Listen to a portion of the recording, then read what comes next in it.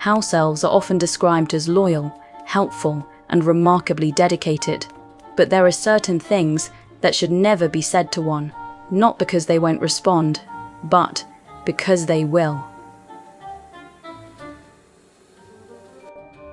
While much of wizarding society takes their presence for granted, the rules surrounding house elves are surprisingly specific and occasionally misunderstood, because some phrases, however harmless they may seem, don't always mean what you think they do. Now, before any of this makes sense, it helps to understand one thing. House elves don't follow the same rules as anyone else. They are bound to wizarding households, not just by expectation, but by magic. Their role is defined by service, their loyalty reinforced over time, and their freedom governed by very specific conditions. Which means that, unlike most conversations, even the simplest words can carry consequences, and some more than others. Number 10. You're free now. The words, "you're free now." On the surface, this sounds like a kindness, a release from obligation, a gesture offered with the best of intentions. But within the structure of wizarding households, house elves operate under a very different set of rules. Freedom is not gradually earned, nor is it casually granted. It is defined, quite specifically, by the presentation of clothing. Not as a suggestion, not as a possibility, but as a condition, which means that even an unintended action can carry a meaning far beyond what was intended. A misplaced item, a poorly timed gesture, a sentence spoken without full understanding, and suddenly something permanent has taken place. Not negotiated, not discussed, simply triggered, which makes this particular phrase surprisingly dangerous. Not because it's unkind, but because, in the right context, it works. Number 9. I'll do it myself. I'll do it myself. A simple statement, and, in most cases, an entirely reasonable one. It suggests independence, efficiency, perhaps even a desire not to inconvenience anyone else. But for a house elf, the meaning is not quite so straightforward. Their role is not simply to assist, it is to serve. Not occasionally, not when convenient, but as a defining part of their identity. Tasks are not interruptions, they are expectations. And more than that, they are purpose. So when that purpose is removed, even briefly, it doesn't create relief, it creates uncertainty. A moment where the structure they rely on simply disappears, which, depending on the individual, can be more unsettling than the task itself. Because if there is nothing to do, nothing to correct, nothing to improve, then the question becomes, what remains? And for a house elf, that question is not always a comfortable one. Number 8. Why do you enjoy this? Why do you enjoy this? It's a reasonable question, one that, from a wizard's perspective, comes from curiosity, perhaps even concern. After all, the work of a house elf can seem relentless, repetitive, demanding, occasionally even uncomfortable to observe. So the instinct is to question it, to understand it, to look for an explanation that aligns with familiar thinking. But not all motivations translate cleanly across different ways of living. What appears burdensome to one may feel entirely natural to another. And for many house elves, service is not simply something they do, it is something they are, which makes this question more complicated than it first appears. Number 7. You don't have to do that. You don't have to do that. A reassurance intended to ease responsibility, to reduce effort, to remove pressure. But for a house elf, instruction provides structure, clarity, direction, expectation, and without it, things become less certain. Not easier, just less defined. Which means removing a task does not always remove the burden. Sometimes it simply replaces it with something less familiar. And for a house elf, uncertainty is not always preferable to duty. Number 6. Stop punishing yourself. Stop punishing yourself. It sounds like concern, a reasonable response to behavior that at first glance seems unnecessarily harsh. And from a wizard's perspective, that reaction makes sense, because house elves are known to correct themselves, sometimes in ways that appear excessive. A mistake is made, a rule is broken, an expectation is not met, and the response is immediate.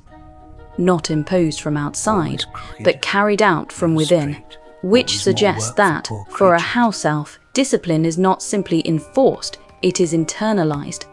So when someone steps in to stop it, even with the best intentions, it doesn't always bring relief, because what appears to be help may actually interrupt something they believe is necessary. Now, it's worth remembering, house elves don't see things the same way wizards do, which makes certain conversations surprisingly complicated. Number 5. You belong to me. You belong to me. A statement that, in certain contexts, reflects the structure of wizarding society. House elves are, after all, bound to households, to families, to long-standing magical agreements that are rarely questioned and even less often explained. So, on the surface, the statement is not entirely inaccurate, but it is not usually spoken so directly, because within that structure, there is a difference between what is understood and what is set. The bond itself is not simply about ownership, it is about expectation, obligation, and a form of loyalty that operates under its own rules, which means that stating it plainly changes something. It shifts the tone, from assumption to declaration, from structure to emphasis. And that distinction, subtle as it may seem, does not always go unnoticed, because some things function more smoothly when they are left unspoken. Number 4. You're just a servant.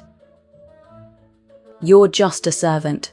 A simplification, and, in the broadest sense, not entirely incorrect. House elves do serve. They carry out tasks, maintain households, respond to instruction with remarkable efficiency. But reducing that role to a single word overlooks something more complex, because for a house elf, service is not simply an activity. It is not a task to be completed or a role to be set aside.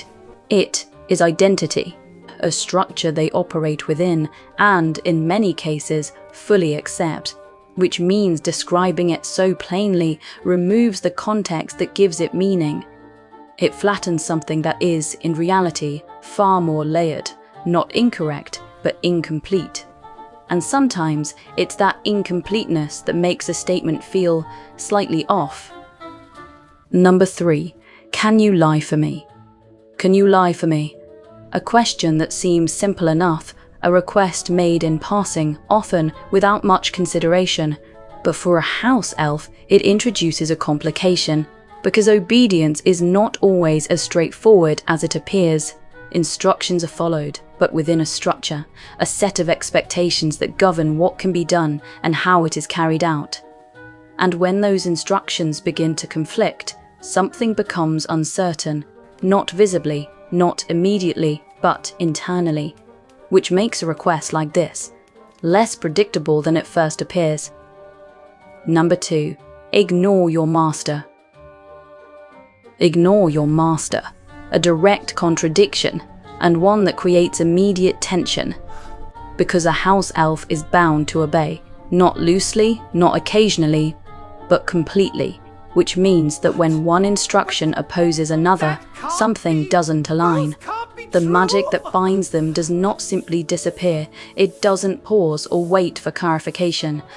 It continues to enforce both expectations at once, obey, disobey, and, for a house elf, that contradiction isn't theoretical, it's immediate. There are accounts of visible distress, hesitation, confusion, not because they don't understand the instruction, but because they understand both, and cannot resolve the difference between them. Which makes a command like this more than just disruptive. It forces a system built on certainty into something unstable. and instability is not something house-elves are designed to handle. Number 1. Take these clothes. Take these clothes. A simple gesture, and in most cases, a generous one. But for a house elf, it carries a very specific meaning.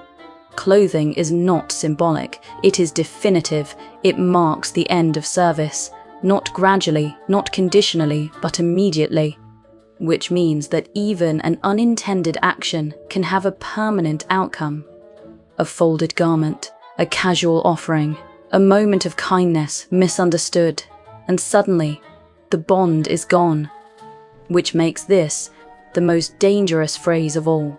Not because it is harmful, but because it works exactly as intended.